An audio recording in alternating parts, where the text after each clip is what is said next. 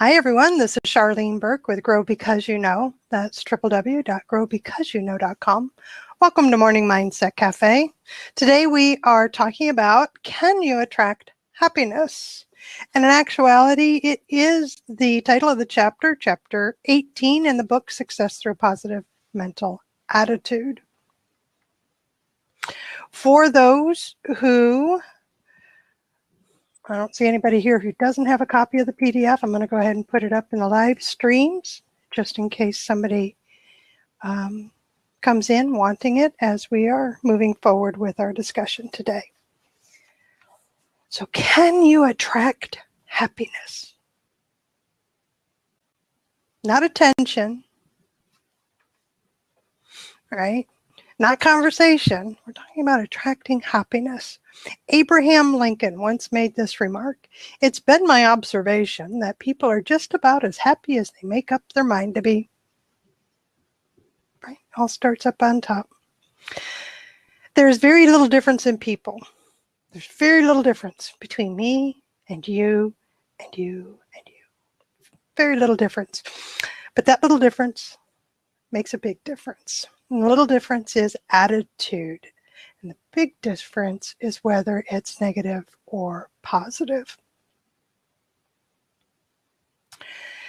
Persons who want to be happy will adopt a positive mental attitude and be influenced by the positive mental attitude side of their talisman. Thus, happiness will be attracted to them. Those who turn on negative mental attitude make a business of being unhappy. They don't attract, they repel happiness. A popular song starts off with the words that contain a great deal of truth. I want to be happy, but I won't be happy till I make you happy too. One of the surest ways to find happiness for yourself is to devote your energies toward making someone else happy. Happiness is an elusive, transitory thing, and if you set out to search for it, you will find it evasive. But if you try to bring happiness to someone else, then it comes to you.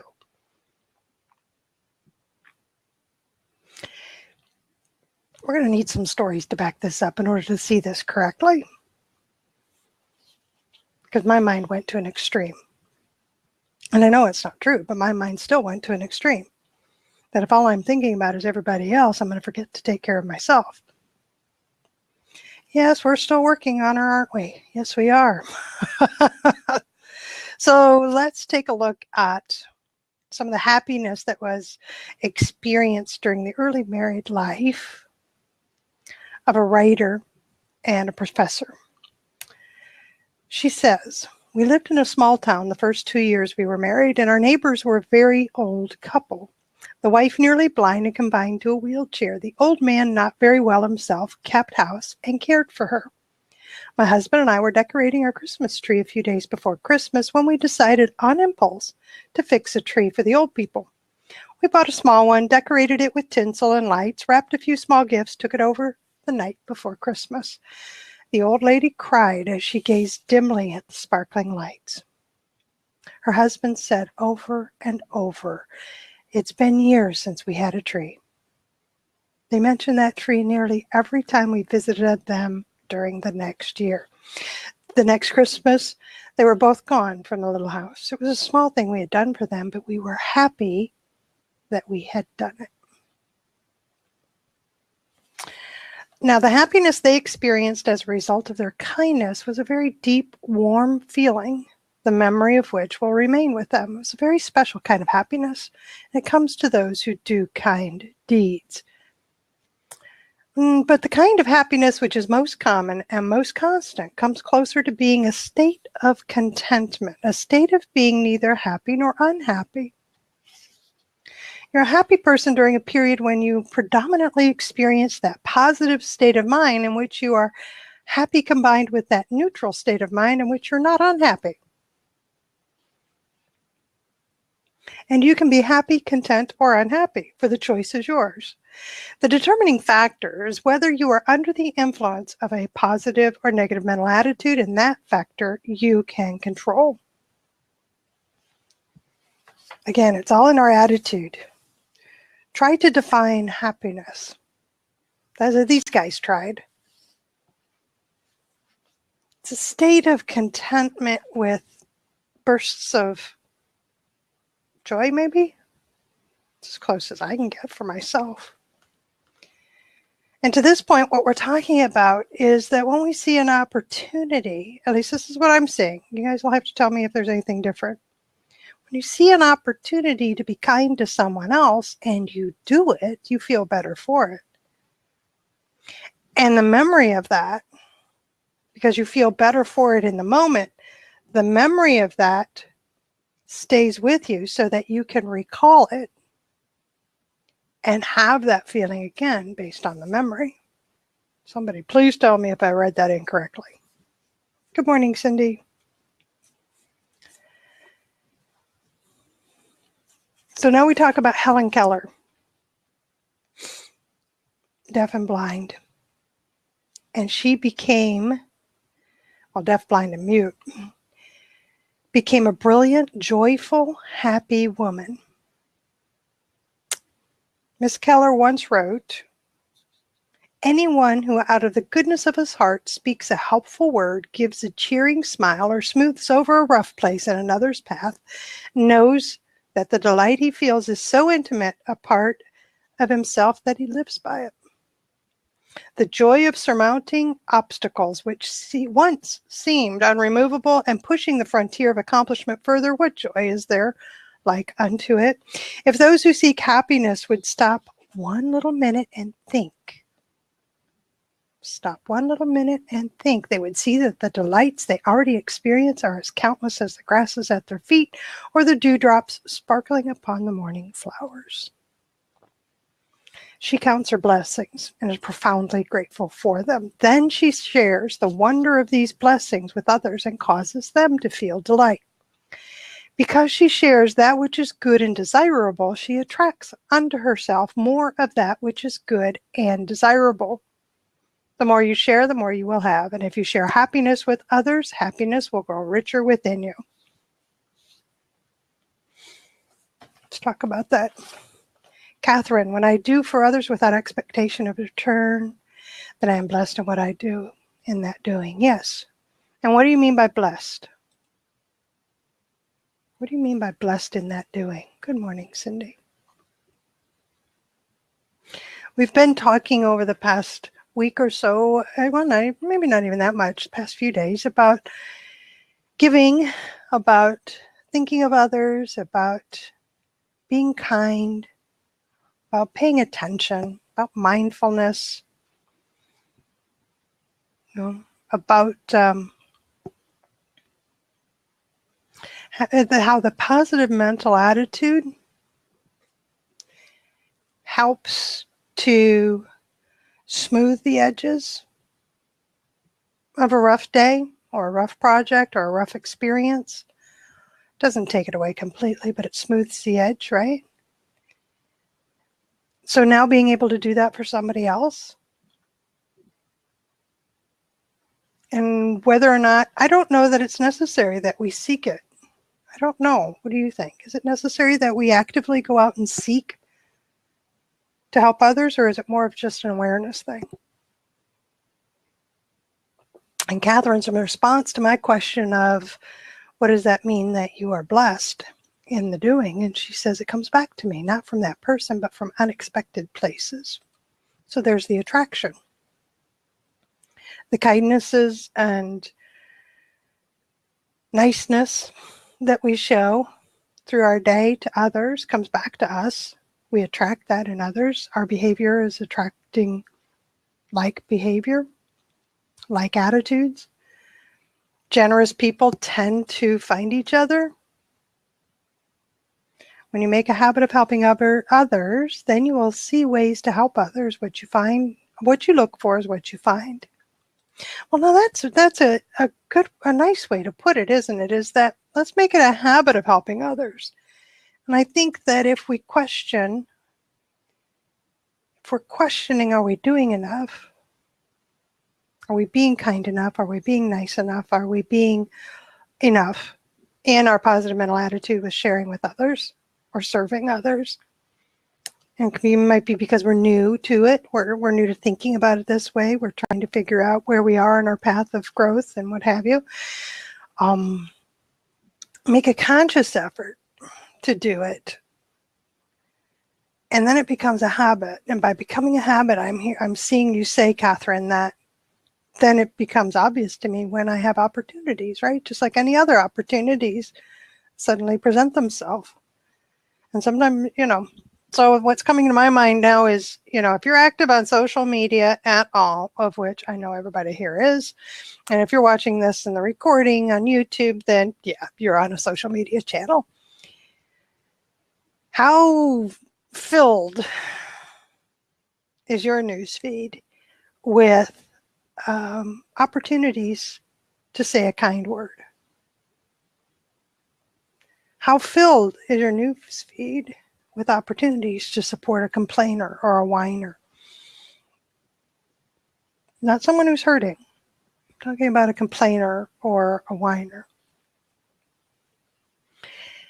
And have you been making conscious choices to either not participate in the discussion at all? Conscious choice. Don't make a comment. Or conscious choice to say, I can comment, but I'm going to be careful about what I say because there's another view here that could be taken, and I'd like to see the positive side of it, or to lighten it a bit, that, it's not as bad as you seem to think it is, or, that it's actually pretty good. It's temporary. It's not going to last forever. I make a habit of sharing something with folks in a private message. Oh, as opportunities to do it? Oh, goodness, yeah. If you're any opportunity you have to do private messaging with your connections on social media, one thing that's fun to do is to, on purpose, send a private message saying something nice to them. Oh, that you just out of nowhere, and they don't know it's coming, and that's the random act of kindness kind of thing where I've been known to send messages to somebody and just say, listen, I just wanted you to know I've been thinking about you, and I just, I am just floored by your smile every time I see it in your personal profile, personal activity here on the social media, but definitely in person. The smile just is something I really like about you and wanted you to know that. I have a social media contact that randomly sends me a message about how she's praying for me. She told me that she works her way through all her contacts. Love that. How nice is it to know that somebody is making an effort on behalf of you? Have you been the recipient of somebody who's shared their happiness with you? Good morning, Christian. Good to see you. Happiness begins at home. I gotta tell you, the first thing that goes through my head is it's very hard to give something you don't have yourself, isn't it? I can tell you a lot of things. I can come straight from the head and tell you anything that I can research and make it understandable for you. When it comes to how to behave and live and feel, I can still tell you. But if I question myself and I look at, what am I doing this myself? Is this how I feel myself? Then I know the experience and I'm able to give the experience and to share it.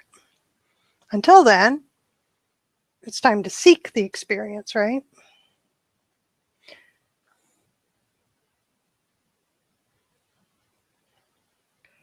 Happiness begins even closer. Until you start thinking happy, you will struggle with it. Thoughts are the foundation. Good one.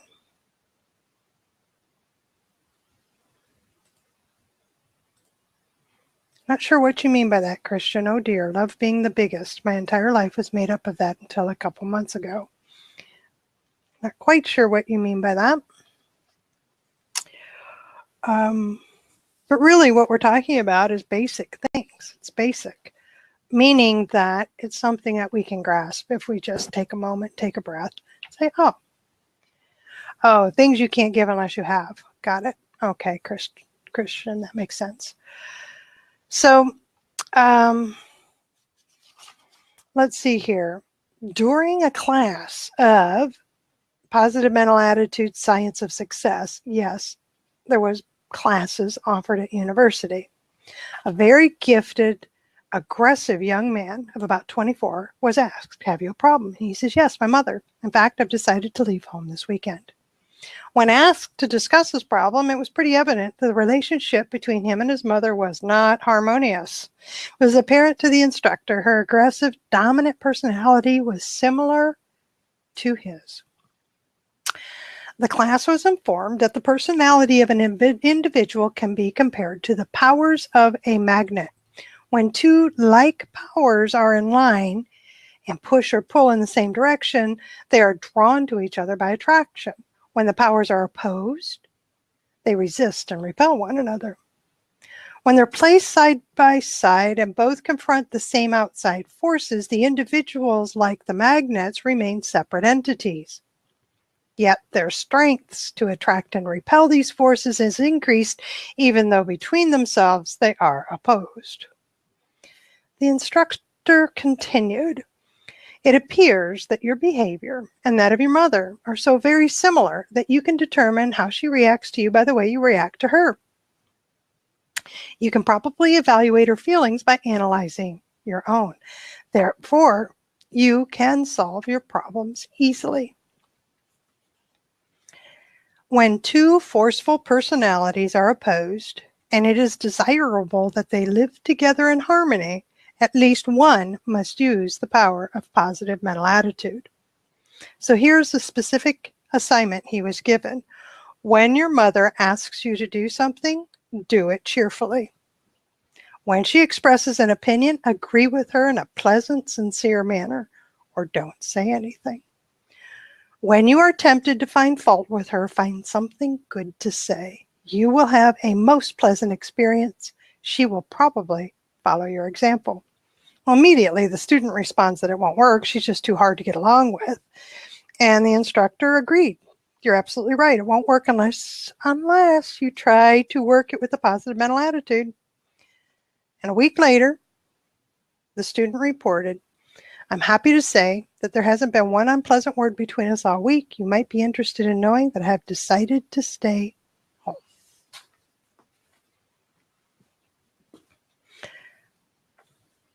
Pretty cool, huh?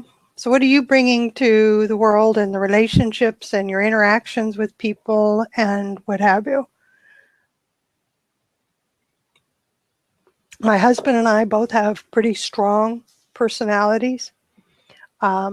And it is we're not fighters, but when we do feel strongly about something or one is having a very tough time, the other tends to kind of step up, and we're consciously trying to smooth the rough edges rather than aggravate them or try to fix anything, but instead just, modify the behavior so that, I understand when he's having a tough time and whatever is happening with him. And so I look at that, I can call that like a rough edge. So I'll step it up and I'll be a little nicer, a little gentler, be a little kinder to him. And he does the same for me. When he sees that I'm out of sorts or that, I'm hurting or that I'm very angry or just working through something that's a little tough,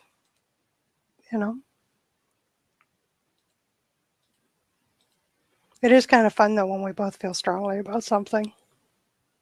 We both learn something. So anybody want to jump in and talk about how can you attract happiness? How are you doing with it? Talk about the value of being kind to others, being of cheer. I think this could fall into pleasing personality, which is a principle of success. I know this because the 16 to Success team just completed upload of pleasing personality as a success principle.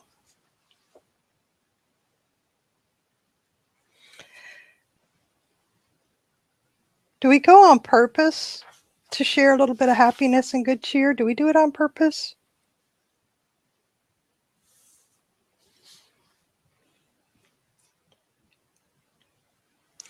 Here's an interesting thing.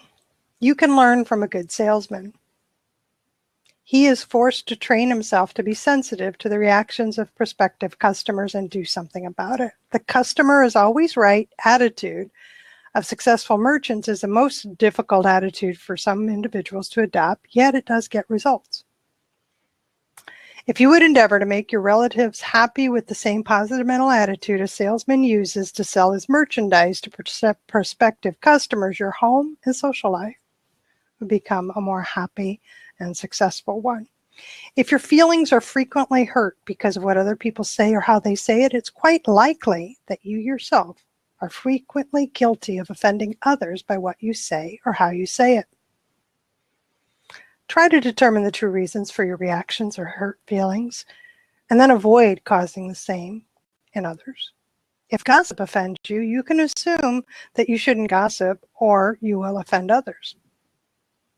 If you find someone's tone of voice and attitude towards you objectionable, avoid offending others by speaking or acting in the same manner. If you're not happy when someone yells at you in an angry voice, assume that it is repellent to another if you yell at him, even though he is your 5-year-old son or a very close relative. If you feel offended because another person misunderstands your intent, show your confidence. Give other persons the benefit of the doubt. If you do not find argument, sarcasm, humor with a personal sting or criticism of your ideas, friends, or relatives pleasant, it is logical to assume others will not find them pleasing either. And if you like to be complimented, if you like to be remembered, if it makes you happy to know that someone thinks of you, you can safely assume that others will be happy if you compliment them or remember them or drop them a note to let them know you are thinking of them. I think that's pretty cool. All right, how about this? When was the last time you gave somebody a compliment?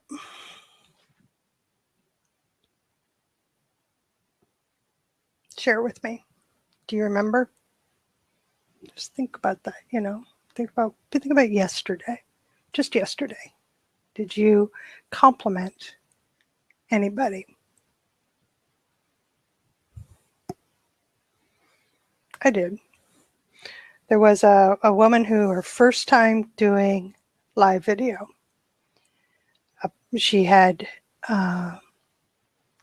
live, where and the issue was she couldn't stand to look at. She hated the way she looked. So for her to see herself like we do here in Blab and another live stream was very, very frightening for her. This was beyond comfort zone. She could get up in front of other people. She could speak. She could present. She could do voiceover. That wasn't a problem. But to do, again, she stated very clearly that for her to see herself was extremely difficult. And she described why she hated how she looked. Personally, I thought she looked adorable. But that wasn't going to be any good, right? She wasn't fishing for compliments. And I watched the video and I was inspired by it. I felt very good after watching it. And I don't know her. I don't know her. So I thought before I posted, well, I want to say something to her and I want to say something that's positive. So really what I said for you did it like a pro. To me, that's a compliment. And within 24 hours, she had well over 1,000 views on her video. That tells me how extensive her network is. So she's surrounded by people who care, which I thought was really even better. So that's a compliment that I gave. Somebody else had done something really interesting with her hair. And it was it actually looked good, so I told her so. And then on a more, I guess, a compliment was regard somebody's writing, how a well-turned phrase was used that just really was more powerful. And I complimented him on the use of that phrase because it made such a difference in the visual when reading that paragraph. I complimented more than I thought I did. Yeah, that was yesterday. So what about you? Did you compliment, say something nice, be it on purpose or not? Did you do that yesterday?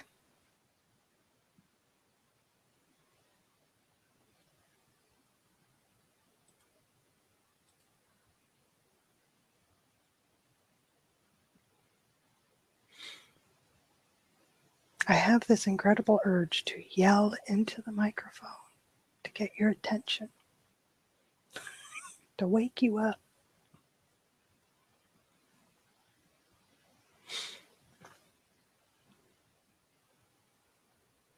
Told a friend that her sharing was an inspiration for my own journey. Nice. Good morning, Corey.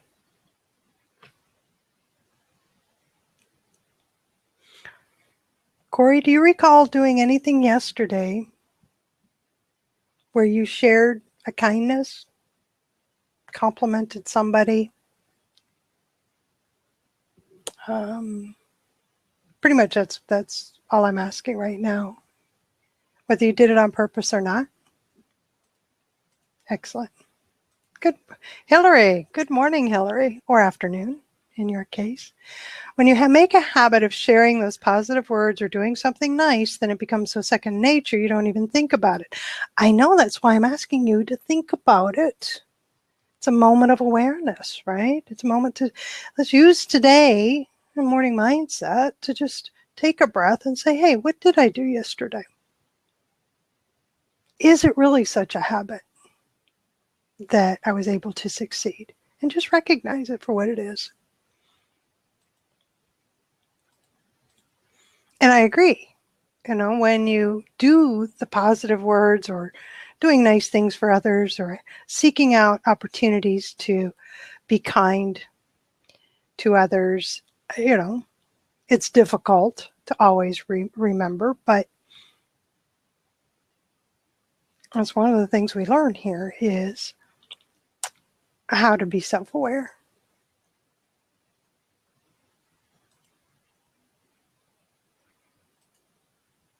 Alrighty, so everybody knows that today is my professional networking day. There's the link to join the room at the top of the hour. We still have another 30 minutes to go before the room opens. I have to be out of here in about 20. You're welcome to join me over there, us, for a fun presentation and learning. So, can you attract happiness? What do you think about that?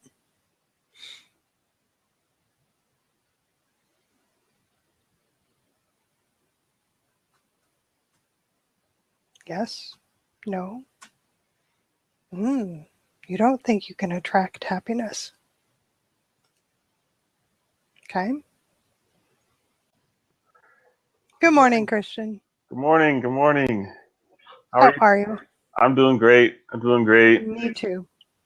Yeah, I finished my morning chores, so now this is my final stage of procrastination before I have to do workout, right? So.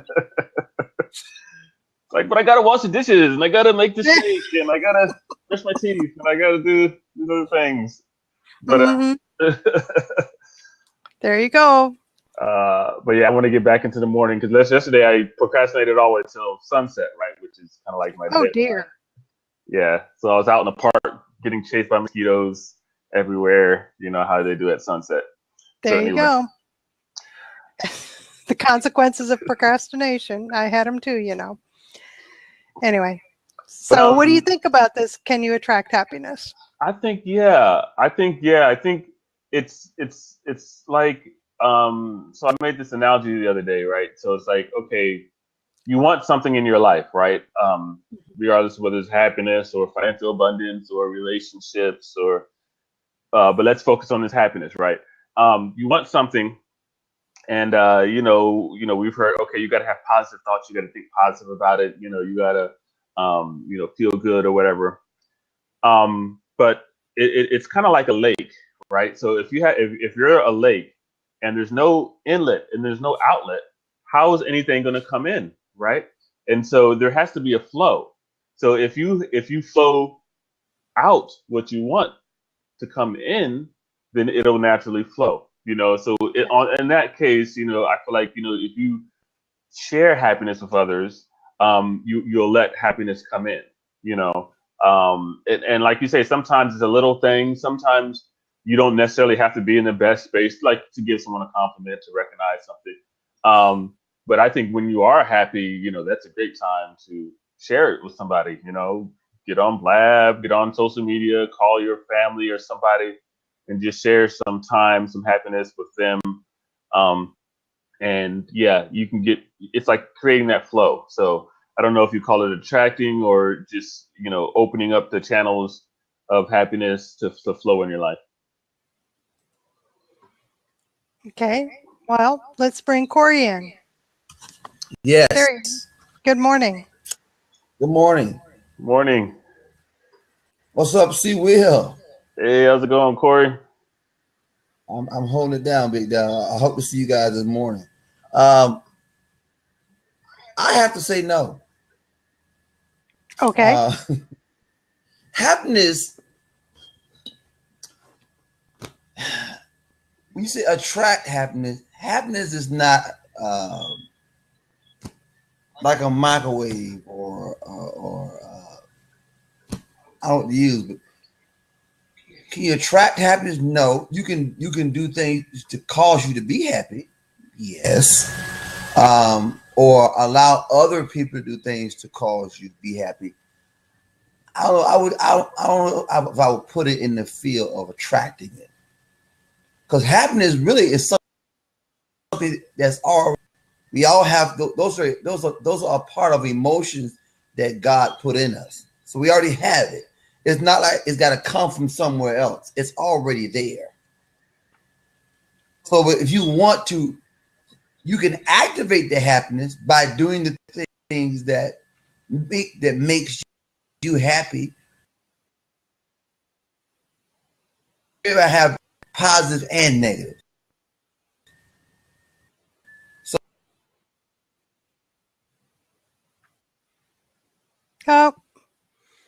weak signal, nuts. I don't worry. Yeah. Well, actually, what I think he's saying, and I don't know where I'm echoing from. Oh, I'm echoing from Corey's. So I muted him. So just so you know, I'll unmute you shortly after I finish speaking. What I'm hearing Corey say is what we said at the very beginning of this morning, which is, as Abraham Lincoln has been known to say, you're about as happy as you make up your mind to be. And that you can attract more of it with the behavior that you exhibit because of the happy that you decided you were going to have. Okay. Corey, you're unmuted now. Oh, for me. I was making sure that okay, he said no. You guys can't see me? No, we can't see you. Poor internet signal. That's odd. But that's okay. We can hear you. This is gonna. And now you're gone. So, I think that it begins with our own mindset, where we determine that doesn't matter what's happening around me right now, I will find something to feel blessed about, or to be content with, or to be grateful for, that can exhibit and activate, like how Corey said it, activate it, activate the happy. And by that, not only can I now give it away because I have it to give away, and I can do it in kind deeds, in words, and in my actions, I can attract people who are doing the same. So I think in that sense, I can attract happiness. I'm not relying on the attraction for you to make me happy. I'm already there. But because I'm already there, I'm a magnet for those that are either seeking it or have it themselves and just want to share in the goodness. How's that? Yeah. Does that make any sense? For me, I think it's Yeah, it's a matter that makes of sense. you know how you want to look at it. I think both are true as far as you attract it and it comes from you. You know, I guess whatever way of saying it works for you. But I like the attract idea because so the reason I say first of all it works both ways is because um, you know we have different perspectives of ourselves, right? You know, smaller and bigger, right? Um, uh, and what we contain, you know, as far as life is concerned. But I like the attractive idea because when you think of the same analogy that I was using earlier about the stream, and I think Napoleon Hill uses this ocean of life that we're kind of embedded in, and that there's all kinds of thoughts floating around it, right? So if you wake up in the morning and make it your purpose to think a couple of thoughts about happiness, that's usually why they have that gratitude practice that everyone knows about. Wake up and say a couple things that you're grateful for. From this ocean, it starts to attract other like thoughts, right? You know, you can say they're coming from yourself, from your subconscious, from your mind, or you can say they're coming from outside of yourself. Regardless of how you say it, it does happen, right? And more of those happy, positive thoughts start to flow, right? And then from there, I would say, you know, as Napoleon Hill is encouraging us in this book, and I always forget, Charlene, who else wrote the book with him? Was it W. Clement Wallace? Stone. Oh, Clement Stone. Okay. Yeah, I keep on saying it's Success Through a Positive Mental Attitude by Napoleon Hill and somebody else, but W. Clement Stone has in his own right, has fantastic writings and what have you. Clement Stone. Oh, yeah, but you gotta, you know, you let it flow. You let it flow through your own mind. You know, you let yourself be filled up by these thoughts. And yeah, some other guy. But that's just I think you know it comes from you and it flows through you as well. So hence, you already have it. So give it away. By giving it away, you get more of it. Yes. Okay. So question then, because I do have to leave in about 8 minutes. A question is, do you recall sharing anything happy, a kind word or cheer yesterday? I think I did with you. I think we had some fun, a lot of Oh yeah, you fun laughed together. at me. Yeah, that does not count, Christian. Charlene did something silly and he just busted out laughing. No, that doesn't count. No, that was today. That was today. Oh yeah. Or maybe it was yesterday too. I don't remember. No mercy. I swear to gosh. They give me no mercy. He's relentless. But yeah, I did a lot of work yesterday. It's like I didn't really hang out on Blab or talk to a lot of people. So that's the only person I can really remember was you and Aaron. Yeah, we shared some time. We I was going to shared some say encouragement with him, and he also shared how he was staying positive. So right. Yeah. Yeah, we actually did. I neglected to talk about that part. Is that we both had an opportunity to share a little kindness, you know, with a fellow team member who is just he needed it. But he's done the same for us, right? Yeah, he's always that guy, right? He's always like, "Hey, Mr. Positive," and happy and full of energy. So we're talking about Aaron Riggs. He's part of our assistant success team, and so he's really applying that pleasing personality aspect of, you know, don't don't put any unnecessary friction or negativity in a relationship, even if it's being given to you. You know, maintain that positive personality, and it's being really effective for him. And, you know, and of course, because we're team members, we look to pour into each other and give each other life as well. And so, yeah, we got the opportunity to actually share that time, you know, because I could be like, no, we're going to talk about business. This has nothing to do with what we're doing, you know. Darlene. Yes. You know, I'm sitting here meditating, but I'm looking at it. It's something just came to my attention. Mm-hmm. We as in you and I and Will are always on the same wavelength. Now I want you to check out my subject for today, and then think about what you're just talking about. Let's watch this. Look at the subject. Oh, Yep. for your okay. Mm-hmm. Why aren't you following your dreams?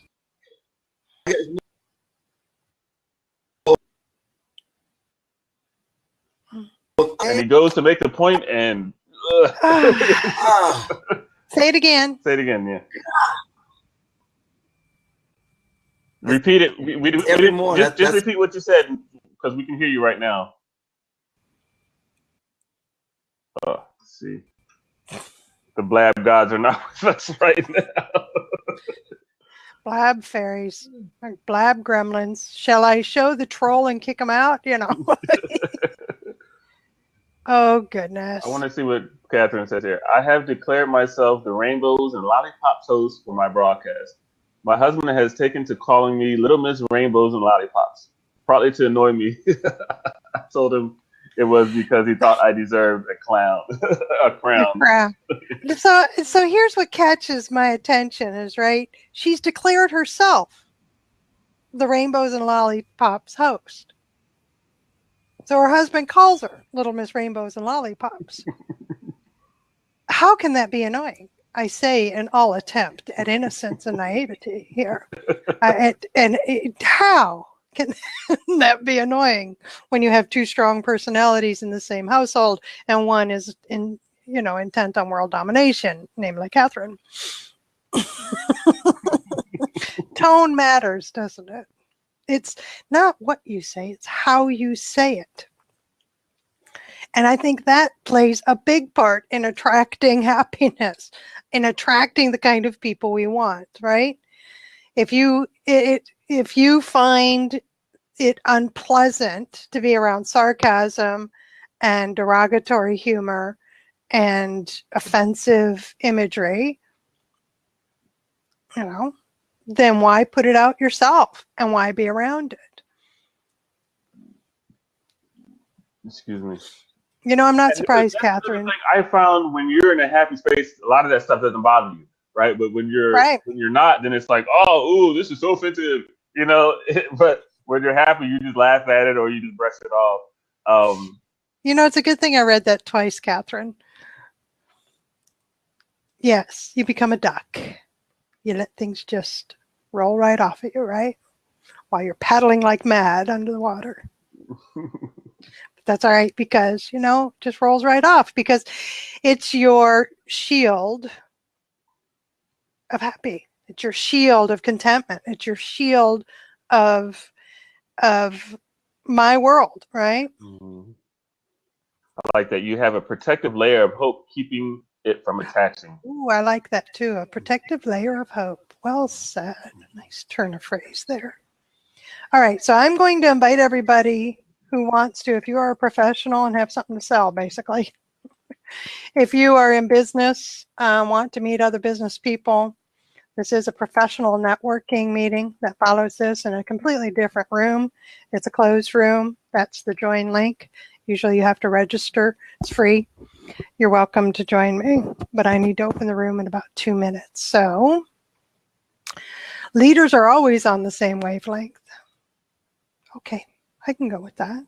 I'm adjusting to feeling like I'm a leader. It's getting there.